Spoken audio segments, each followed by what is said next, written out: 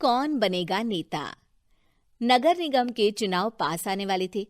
पूरे कानपुर शहर में टिकट को लेकर मारामारी शुरू थी, लेकिन सबसे ज्यादा चर्चा में वार्ड नंबर 40 की सीट थी। वो इसलिए क्योंकि इस बार वहां की सीट महिला के लिए आरक्षित थी। अब सवाल ये था कि चुनाव लड़ेगा कौन। इससे पहले ठाकुर साहब वहां से पार्षद थे और इस बार उन्होंने अपनी पत्नी सीमा ठाकुर को टिकट दिलवाई और ठाकुर साहब की शान के कारण सीमा जी ने 20,000 वोटों से चुनाव जीत लिया। अरे बधाई हो सीमा भाभी, अब तो आप वार्ड की पार्षद बन गई हैं। अब तो हमारे काम आप ही करवाएंगी। अरे ये तो सिर्फ नाम की पार्षद बनी है, वो तो महिला सीट आ गई, वरना पार्षद तो मुझे ही बनना था।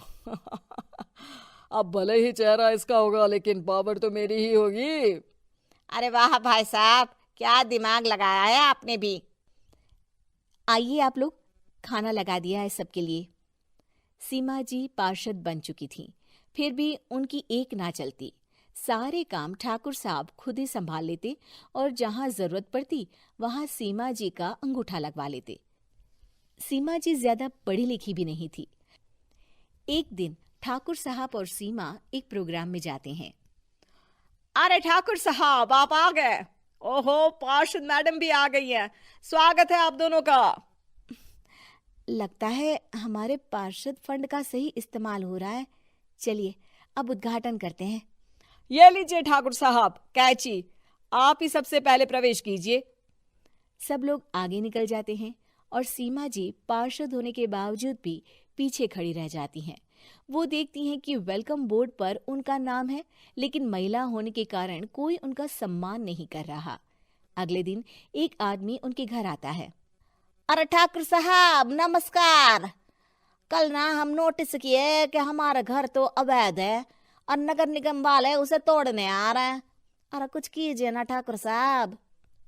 देखो भाई, मैं तो ज्यादा कुछ कर नहीं सकता, पर अगर तुम सबकी जेब गर्म कर दो तो कुछ हो सकता है। कुल मिलाकर 4 लाख लगेंगे। अरे 4 लाख ठाकुर साहब?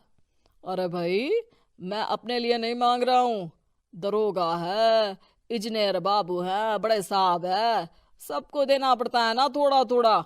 बोलो है मंजूर? तभी वहां अचानक सीमा जी आ जाती हैं। अरे ये आप क्या कर रहे हैं? पहले इन्हीं लोगों से तो आपने वोट मांगे, अब इनसे ही पैसे ले रहे हो। अरे चुप रहो तुम, तुम्हारा काम है सिर्फ अंगूठा लगाना, तुम वही किया करो। मुझे दूसरे काम तुम मत सिखाओ, समझी? और तुम ना जाओ, अब पैसे लेकर आओ, वरना जेसीबी किसी भी वक्त आती होगी। सब कुछ ऐसे ही चलते रहता है। एक दिन सीमा जी और ठाकुर साहब को एक लोकल मीटिंग में बुलाया जाता है। वहां पर कई और अधिकारी लोग भी मौजूद रहते हैं। अब मैं चाहूंगा कि ठाकुर साहब हमारे बीच 2 शब्द कहें।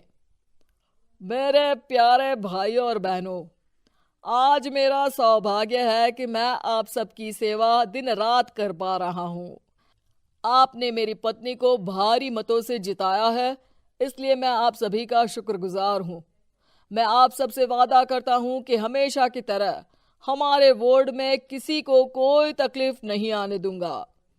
सभी लोग तालियां बजाने लगते हैं। अब मैं माननीय पार्षद मैडम को स्टेज पे बुलाना चाहूंगा। अपने नाम को बुलाया सुनकर सीमा जी एकदम चौंक जाती है। उन्हें बिल्कुल उम्मीद नहीं थी कि इतनी बड़ी जगह उन्हें मंच पर बुलाया जाएगा। जैसे तैसे वो मंच पर चढ़ती हैं। ऊपर जाते ही सीमा जी को सारी पुरानी बातें याद आ जाती हैं कि किस तरह उनके पति उन्हें कभी भी आगे बढ़ने नहीं देते और उनके नाम से गलत काम करते हैं। वो बोलने लगती हैं।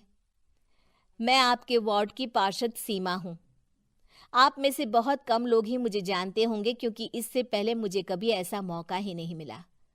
सारे मौके मेरे पार्षद पति यानी आपके ठाकुर साहब ही लेते रहे, लेकिन आज ये मौका मुझे मिला है तो मैं इसे ऐसे ही नहीं जाने दूंगी। मैं आपको ये बताना चाहती हूँ कि आपके ठाकुर साहब मेरे नाम की आड़ में गैर कानूनी काम करते हैं, जिस पर अंगूठों के निशान मेरे होते थे। इसीलिए मैं अपनी गलती मानती हूँ और आज अपने पद से इस्तीफा देती हूँ, ताकि आगे से कोई गलत काम ना हो पाए। अब फैसला आप सबके हाथ में है कि आप हमें क्या सजा देना चाहते हैं।